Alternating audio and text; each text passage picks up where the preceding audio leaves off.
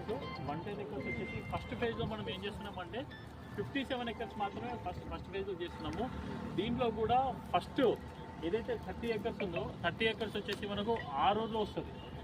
ఆరూరు విలేజ్లో వస్తుంది. ఆరూరు అంటే మనకు జస్ట్ సదాశివపేట దాటిన తర్వాత మీకు ఇక్కడ ఆరూరు విలేజ్ ఫస్ట్ యూటర్న్ తీసుకోగానే మన సైట్ ఉంటుంది. ఇక్కడ మొత్తము ఆరూరు విలేజ్లో మొత్తం మనకు 30 ఎకర్స్ వస్తుంది. నెక్స్ట్ వచ్చేసి 27 ఎకర్స్ వచ్చేసి గోపన్నపేటలో వస్తుంది మనకి మొత్తం. టోటల్గా ఇప్పుడు ప్రజెంట్ వచ్చేసి మనం ఎల్బీ నెంబర్ పెట్టింది ఇదంతా కూడా 57 ఎకర్స్లో పెట్టాము. ఇంకా మనకు దాదాపుగా ఒక 50 ఎకర్స్ మనకి పెండింగ్లో ఉందన్నమాట మొత్తం.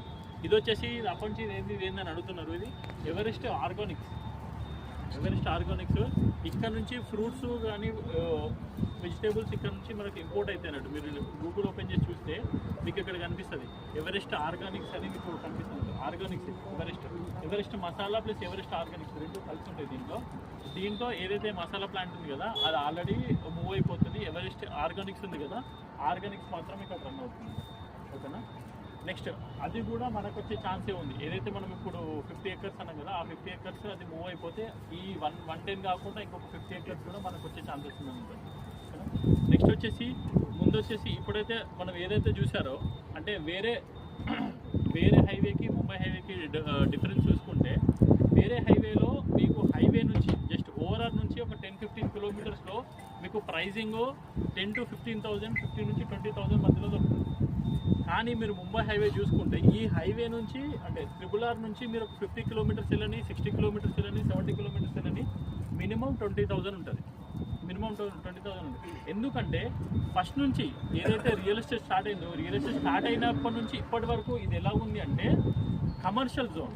ఈ హైవే మొత్తం కూడా మిడిల్ క్లాస్ మంది ఎక్కువ మంది ఉంటారు. ఎందుకంటే ఎంప్లాయ్మెంట్ ఈ హైవేకి ఎక్కువ. ఎందుకంటే మీరు వచ్చేటప్పుడు చూస్తారు కదా మనకి ఇక్కడ మ్యానుఫ్యాక్చరింగ్ జోన్స్ ఉన్నాయి, ఫార్మా కంపెనీస్ ఉన్నాయి, బెవరేజెస్ ఉన్నాయి, ఇప్పుడు మహేంద్ర ఉంది. ఇలాంటి కంపెనీస్ ఎక్కువగా ఉండడం వల్ల ఏమైందంటే ఎంప్లాయీస్ సిటీ నుంచి ఈ హైవేకి ఎంప్లాయీస్ ఎక్కువ మందిగా వెళ్ళేవాళ్ళు. ఎంప్లాయ్మెంట్స్ ఎక్కువగా వెళ్ళేవారు. ఈ హైవేలో మ్యాక్సిమం అంటే మినిమం వచ్చేసి శాలరీస్ 50,000 నుంచి స్టార్ట్ అవుతుంది. ఎంత చిన్న క్యాటర్ తీసుకున్నా 50,000 నుంచి స్టార్ట్ అవుతుంది. అందుకోసమే ఇక్కడ నుంచి ట్రావెల్ అయ్యేవారు సిటీ నుంచి ఈ హైవేకి ట్రావెల్ అయ్యేవాళ్ళు. ఎలాగంటే మినిమం మంచి శాలరీ ఉంది కాబట్టి వాళ్ళు ఎర్లీ స్టేజ్లో ఇక్కడ ఇన్వెస్ట్మెంట్ చేసేసారు. ఇన్వెస్ట్మెంట్ చేసేసి ఇప్పుడు మీరు చూడండి ల్యాండ్ బ్యాంకింగ్ మొత్తం కూడా ఇక్కడ ల్యాండ్ బ్యాంకింగ్ చాలా తక్కువగా ఉంటుంది.